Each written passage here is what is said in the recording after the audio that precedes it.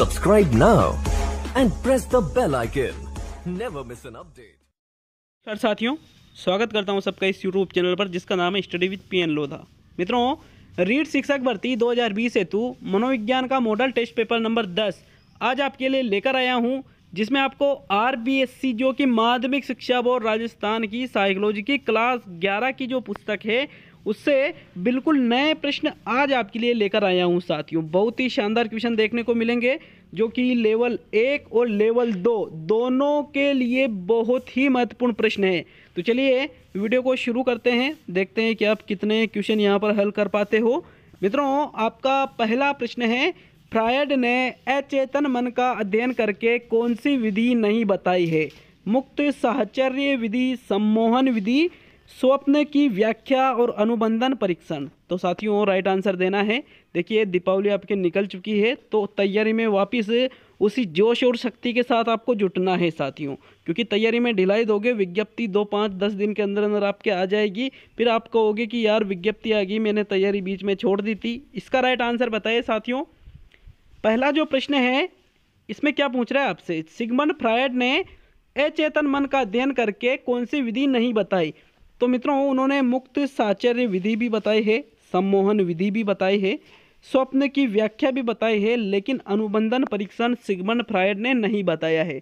तो चौथा विकल्प यहाँ पर आपका सही आंसर रहेगा प्रश्न संख्या 1 में।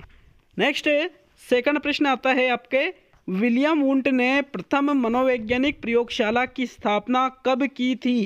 कार्नेल विश्वविद्यालय में 1992 में, हार्वर्ड विश्वविद्यालय में 1892 में, लिप्जिंग विश्वविद्यालय में 1879 में, और इनमें से कोई नहीं।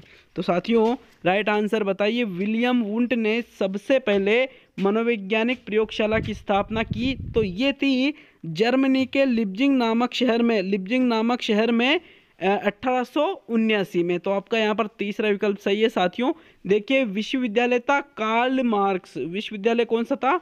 कार्ल मार्क्स, लेकिन कई जगह लिप्जिंग विश्वविद्यालय भी आ जाता है क्योंकि ये लिप्जिंग नामक शहर में स्थित है। तो तीसरा विकल्प आपका यहाँ पर सही है प्रश्न संख्या 2 में। नेक्स्ट देखते हैं तीसरा प्रश्न, मानव विकास शरीर के केंद्र भाग से शुरू होकर परिधि की ओर बढ़ता है, अर्थात विकास सिर से पांव की ओर होता है, भीतर से बाहर की ओर होता है, गामक होता है या एकीकृत होता है? तो ये जो प्रश्न पूछा है साथियों ये मैंने खुद ने ये प्रश्न बनाया है, और प्रश्न की लैंग्वेज को समझिए आप। प्रश्न क्या पूछ रहा है आपसे कि मानव का विकास शरीर के केंद्र भाग से शुरू होकर परिधि की ओर बढ़ता है, तो इसको कहा जाता है भीतर से बाहर की ओर। मानव का विकास किस ओर होता है? भीतर से बाहर की ओर। अकॉर्डिंग टू ये जो लाइन है इसके अकॉर्डिंग हम बता रहे हैं। तो साथियों देखिए मानव का विकास भीतर से बाहर की ओर होता है, मतलब केंद्र से शिराओं की ओर या केंद्र से परिधि की ओर जिसको कहा जाता है। तो ये विचारधारा है साथियों मानव विकास की। और एक और विचारधारा होती है जिसके अनुसार मानव का विकास सिर से पैरों की ओर होता है साथियों। लेकिन यहाँ पर क्या पूछ रहा है? केंद्र से परिधि की ओर, मतलब भीतर से बाहर की ओर। तो विकल्प नंबर 2 सही है आपका प्रश्न संख्या 3 में। नेक्स्ट प्रश्न संख्या 4 देखेंगे। आपके चौथा क्वेश्चन आता है, मानव विकास पर मूल शक्तियों का प्रभाव किसने बताया? अब मूल शक्तियों का नाम आते ही आप क्या करोगे? मैकडूगल, लेकिन यहाँ मैकडूगल तो आपके विकल्प में होगा ही नहीं। विकल्प है थॉर्नडाइक, कार्ल पियर्सन, गार्डल्ड और केटल। तो मित्रों मानव विकास पर मूल शक्तियों का प्रभाव बताने वाले थे थॉर्नडाइक। इन्होंने मूल शक्तियों से संबंधित एक सिद्धांत भी दिया था साथियों। तो आपका प्रथम विकल्प यहाँ सही है प्रश्न संख्या 4 में। तो मित्रों यहाँ पर आपका जो थॉर्नडाइक वाला विकल्प है वो ही इसका सही आंसर रहेगा प्रश्न संख्या 4 में। नेक्स्ट देखते हैं आपका अगला प्रश्न। प्रश्न नंबर 5 है आपका, फ्रायड के अनुसार बालक को कौन सी अवस्था में त्यागने एवं उससे संबंधित क्रिया में खुशी का अनुभव होता है? मुखी अवस्था, गुदी अवस्था, उत्तर लैंगिक अवस्था और सुषुप्त अवस्था। तो देखिए सिगमंड फ्रायड ने एक सिद्धांत दिया है जिसका नाम है मनोलैंगिक विकास का सिद्धांत। देखिए ये जो मनोलैंगिक विकास का सिद्धांत है इसमें सिगमंड फ्रायड ने कुल 5 अवस्थाएं बताई है, जिसमें एक अवस्था है जिसमें बालक को किसी भी चीज को त्यागने और उससे संबंधित क्रिया करने में खुशी का अनुभव होता है तो उसको कहा जाता है साथियों। विकल्प है मुखीय, गुदीय, उत्तर लैंगिक और सुषुप्त। सही आंसर है गुदीय अवस्था। गुदी अवस्था का जो समय होता है साथियों, इसमें शिशु क्या करता है, मल मूत्र का त्याग करता है तो उससे कामुक सुख की प्राप्ति होती है अकॉर्डिंग टू सिगमंड फ्रायड। यही आपके गुदी अवस्था की विशेषता है कि वो मल मूत्र का त्याग करता है जिससे उसे खुशी प्रदान होती है। तो दूसरा विकल्प सही है इसका प्रश्न संख्या 5 में। नेक्स्ट प्रश्न नंबर 6 देखेंगे, आपके छठा क्वेश्चन है। छठे प्रश्न को अच्छी तरह से समझना है और फिर आंसर देना है। अधिगम के बारे में कौन सा कथन सत्य नहीं है? सत्य नहीं है मतलब असत्य कथन को आपको यहाँ पर देखना है साथियों। तो विकल्प 1 है सीखने का अर्थ व्यवहार में परिवर्तन है जो स्थायी होता है एवं अभ्यास या अनुभव से आता है। दूसरा विकल्प है बीमारी आदि के कारण होने वाला परिवर्तन भी सीखना है। तीसरा विकल्प है अधिगम एक अनुमानित प्रक्रिया है। और चौथा विकल्प है परिवर्तन व्यवहार में बाह्य अथवा आंतरिक दोनों में हो सकते हैं तो ये भी सीखना है। तो साथियों कौन सा कथन है जो अधिगम के बारे में सत्य नहीं है? बिल्कुल ऐसे ही प्रश्न आपके रीट एग्जाम में आते हैं। तो इसका सही आंसर है, देखिए पहले विकल्प को देखते हैं। सीखने का अर्थ व्यवहार में परिवर्तन है जो स्थायी होता है और जो अभ्यास या अनुभव से आता है। बिल्कुल 101% यही सीखने की परिभाषा होती है। तीसरा विकल्प देखेंगे अधिगम एक अनुमानित प्रक्रिया है। बिल्कुल ये भी सही है अधिगम के बारे में। और अधिगम में जो व्यवहार में परिवर्तन आता है वो बाह्य भी हो सकता है या आंतरिक हो सकता है, दोनों हो सकते हैं। तो साथियों ये तीनों तो सत्य कथन हैं, लेकिन जो दूसरा विकल्प है बीमारी आदि के कारण होने वाला परिवर्तन भी सीखना है, ये क्या है, असत्य है। जिसे दवाइयों के फलस्वरूप भी व्यक्ति के व्यवहार में जो परिवर्तन आता है उसको भी आप सीखना नहीं कहोगे। जैसे एक धावक है वो कुछ ऐसी मेडिसिन का उपयोग करता है जिससे उसे दौड़ने में और ज़्यादा ऊर्जा महसूस हो, तो फिर उसको भी आप सीखना नहीं कह सकते। बीमारी इत्यादि दवाइयों से इनसे जो परिवर्तन होता है उसको आप सीखना नहीं कह सकते। दूसरा विकल्प सही है इसमें। नेक्स्ट 7वां क्वेश्चन देखेंगे मित्रों। सीखने का सबसे सरल प्रकार है प्रेक्षण पर आधारित, साहचर्य पर आधारित, संज्ञान पर आधारित और इनमें से कोई नहीं। तो मित्रों सीखने का जो सबसे सरल प्रकार है वो होता है साहचर्य पर आधारित। साहचर्य पर आधारित व्यक्ति आसानी से किसी भी चीज को सीख सकता है। साहचर्य मतलब जिसमें अनुबंधन हो जाता है, संबंध स्थापित हो जाता है। जैसे पावलोव वाला जो सिद्धांत है उसमें कुत्ता जो घंटी बजाने से जो लार आती है उसके, तो वो मतलब उस चीज से लिंक हो जाता है, उस चीज को वो भूलता नहीं है। साहचर्य पर आधारित जो अधिगम होता है साथियों, ये सबसे सरल प्रकार माना जाता है according to RBSC class 11th book के अनुसार है साथियों। ये दूसरा ही विकल्प सही है। नेक्स्ट 8वां क्वेश्चन देखेंगे। पीडीएफ आपको मेरे टेलीग्राम चैनल मैंने बना रखा है स्टडी विद पीएन लोधा के नाम से, वहां से आपको इसकी निःशुल्क पीडीएफ मिल जाएगी। प्रश्न 8 है ऋणात्मक पुनर्बलन का उदाहरण नहीं है। डांट से बचने के लिए गृह कार्य करना, ठंड से बचने के लिए ऊनी कपड़े पहनना, कार्यालय में जुर्माने से बचने के लिए समय पर पहुंचना और छात्र द्वारा उत्तर बताने पर प्रशंसा करना। साथियों ये प्रश्न है मैंने खुद अंदर बुक से लिए हैं, अंदर बुक से मैंने बनाए हैं। तो इसका राइट आंसर जो है ऋणात्मक पुनर्बलन का उदाहरण नहीं है।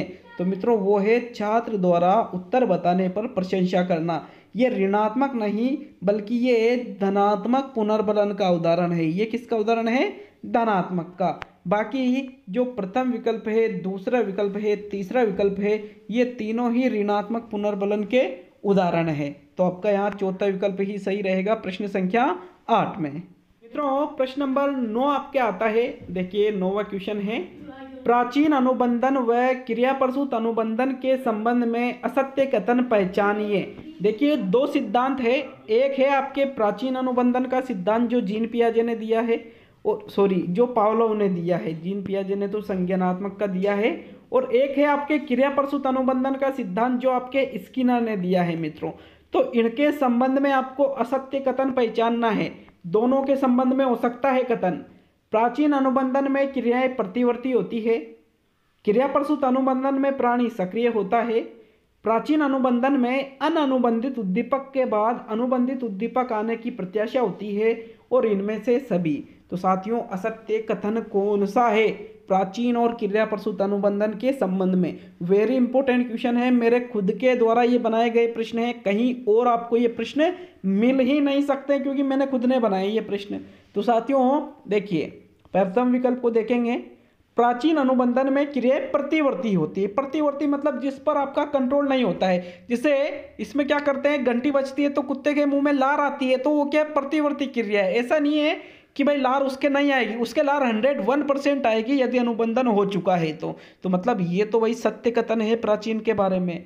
दूसरा है क्रिया प्रसूत अनुबंधन में प्राणी सक्रिय होता है। मित्रों बिल्कुल क्रिया प्रसूत अनुबंधन में प्राणी सक्रिय होता है और जो प्राचीन अनुबंधन है इसमें प्राणी निष्क्रिय होता है साथियों। बाकी यहाँ देखो एक चीज और मैं आपको बता दूं कि प्राचीन अनुबंधन में तो क्रिया प्रतिवर्ती होती है, लेकिन क्रिया प्रसूत अनुबंधन में क्रिया कैसी होती है साथियों, ऐच्छिक। कैसी होती है, ऐच्छिक। कि चूहा लीवर दबाए या नहीं दबाए ये उसकी मर्जी है, तो वहाँ क्रिया प्रतिवर्ती नहीं, वहाँ ऐच्छिक होती है और यहाँ प्रतिवर्ती होती है। यहाँ प्राणी सक्रिय होता है और जबकि जो सक्रिय कैसे होता है कि चूहा इधर उधर खुद घूमकर बटन दबाता है तो वो सक्रिय है, जबकि यहाँ पर जो प्राचीन है उसमें जो व्यक्ति है वो निष्क्रिय होता है। तो ये दोनों कथन तो सत्य है। बाकी तीसरा ऑप्शन है प्राचीन अनुबंधन में अनअनुबंधित उद्दीपक के बाद अनुबंधित उद्दीपक आने की प्रत्याशा।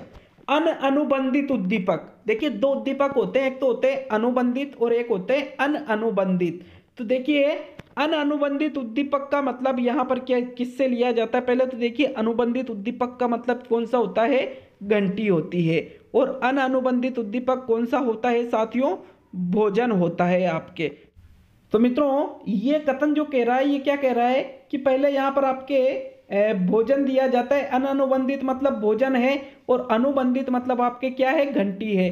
तो देखिए भोजन के बाद घंटी बजाई जाती है क्या, नहीं, भोजन के बाद घंटी नहीं बजाई जाती है, बल्कि पहले घंटी बजाई जाती है और फिर भोजन दिया जाता है। तो मतलब कथन क्या होना चाहिए कि प्राचीन अनुबंधन में अनुबंधित उद्दीपक के बाद अनअनुबंधित उद्दीपक आने की प्रत्याशा होती है।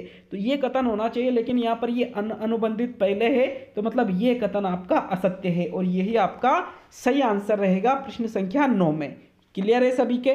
9 में तीसरा ही विकल्प सही है 101%।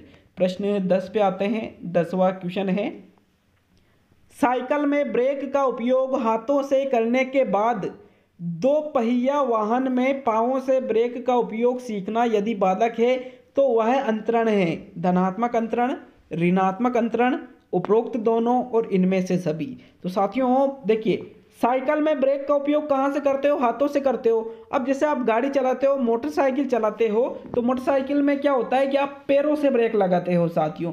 तो फिर उससे आपके दिक्कत आती है कि यार पहले तो आपकी आदत हाथों से ब्रेक लगाने की पड़ रही है और फिर आप पैरों का उपयोग कर रहे हो, पैरों का, तो फिर वो बाधक है, मतलब उसको ऋणात्मक अंतरण के नाम से जाना जाता है, जो बाधा पहुंचाए साथियों। दूसरा विकल्प आपका इसमें सही है प्रश्न संख्या 10 में। नेक्स्ट 11वां क्वेश्चन देखेंगे साथियों। 11वां क्वेश्चन है, आलोचनात्मक चिंतन का अर्थ क्या है? व्यक्ति दिए गए तथ्यों के आधार पर निष्कर्ष निकालता है। व्यक्ति दिए गए तथ्यों में अपनी ओर से नए तथ्य जोड़कर निष्कर्ष निकालता है। व्यक्ति किसी घटना, तथ्य, वस्तु की सच्चाई स्वीकार करने के पहले उसके गुण दोषों की परख कर लेता है और उपरोक्त सभी। तो मित्रों आलोचनात्मक चिंतन, देखिए व्यक्ति दिए गए तथ्यों के आधार पर यदि निष्कर्ष निकाले तो उसको तो कहा जाता है निगमनात्मक चिंतन। क्या कहा जाता है उसको? निगमनात्मक। और व्यक्ति दिए गए तथ्यों में यदि अपनी ओर से नए तथ्य जोड़कर निष्कर्ष निकाले तो उसको कहा जाता है साथियों आगमनात्मक चिंतन। क्या कहा जाता है उसको? आगमनात्मक चिंतन कहा जाता है। लेकिन यदि व्यक्ति की कोई घटना उसके साथ घटित होती है, कोई तथ्य उसके सामने प्रस्तुत किया जाता है, कोई वस्तु उसके पास आती है, तो उसकी सच्चाई को स्वीकार करने के पहले उसके गुणों को देखेगा, उसके दोषों की परख करेगा, उसको ही आलोचनात्मक चिंतन कहा जाता है कि यार ये कितनी अच्छी है, ये कितनी बुरी है, सभी चीज़ों को इसमें देखा जाता है। तो आपका यहाँ पर विकल्प नंबर 3 सही है, यह आलोचनात्मक चिंतन के बारे में सही है। प्रश्न 12 देखेंगे मित्रों। 12वां क्वेश्चन है, निम्न में से कौन सा यथार्थवादी, ये तयनियत थैथन वाला है, यथार्थवादी चिंतन का उदाहरण नहीं है? अभिसारी चिंतन, सृजनात्मक चिंतन, स्वैली चिंतन और आलोचनात्मक चिंतन। तो मित्रों यथार्थवादी चिंतन तीन प्रकार का होता है। एक तो होता है आपके अभिसारी, एक होता है सृजनात्मक और एक होता है आलोचनात्मक। अभिसारी चिंतन को निगमनात्मक चिंतन भी कहा जाता है, सृजनात्मक चिंतन को आगमनात्मक चिंतन भी कहा जाता है और आलोचनात्मक चिंतन को वास्तविक चिंतन भी कहा जाता है। लेकिन जो स्वैली चिंतन है जिसको काल्पनिक चिंतन कहते हैं साथियों, क्या कहा जाता है? काल्पनिक। तो ये यथार्थवादी चिंतन का उदाहरण नहीं है, इसलिए आपका तीसरा विकल्प इसमें सही है प्रश्न संख्या 12 में। नेक्स्ट देखते हैं मित्रों प्रश्न नंबर 13वां क्वेश्चन है, अंग्रेजी भाषा का मोटिवेशन शब्द लैटिन भाषा के किस शब्द से बना है? मूवियर, मूव, मोटिव और मूवर्स। तो साथियों देखिए जो मोटिवेशन शब्द है लैटिन भाषा के किस शब्द से बना है? मोटिवेशन तो ठीक है अंग्रेजी भाषा का है, लेकिन ये लैटिन भाषा के किस शब्द से बना है? तो वो है मूवियर शब्द से। किससे बना है साथियों? मूवियर शब्द से। इसका अर्थ क्या होता है? उत्तेजना से। तो आपका प्रथम विकल्प यहाँ सही है प्रश्न 13 में। अगला क्वेश्चन देखेंगे प्रश्न नंबर 14, संवेग शब्द का अंग्रेजी रूपांतर इमोशन है जो लैटिन के किस शब्द से हुआ है? इमोकेशन, इमूवियर, इमूवियर्स और इमोवेशन। तो साथियों इमोशन शब्द लैटिन भाषा के किस शब्द से बना है? इमोशन का मतलब क्या होता है? संवेग। और इस इमोशन शब्द का निर्माण लैटिन भाषा के इमूवियर शब्द से हुआ है। दूसरा विकल्प सही है साथियों प्रश्न संख्या 14 में। और आज का अंतिम और 15वां क्वेश्चन देखेंगे, लेकिन वीडियो अच्छा लगता है तो लाइक शेयर सब्सक्राइब करना चैनल को नहीं भूले मित्रों, क्योंकि इससे क्या मुझे भी एक तरह से प्रेरणा मिलती है। तो प्रश्न नंबर 15 है, संवेगात्मक सिद्धांत में किसका नाम प्रसिद्ध है? डेनियल गोलमैन, थॉर्नडाइक, स्किनर और जॉन ड्यूवी। तो साथियों संवेगात्मक सिद्धांत में सेलोवी और मेयर तो इसके जनक माने जाते हैं, लेकिन प्रसिद्ध करने का श्रेय डेनियल गोलमैन को जाता है। तो प्रथम विकल्प यहाँ पर सही है प्रश्न 15 में। साथियों ये थे आज के 15 प्रश्न। कमेंट करके जरूर बताएं आपके कितने क्वेश्चन सही हुए हैं और आपको ये प्रश्न कैसे लगे, इसका जवाब जरूर देकर जाए साथियों। बहुत बहुत धन्यवाद, मिलते हैं अगले वीडियो में। आप बस रेगुलर तैयारी करते रहिए।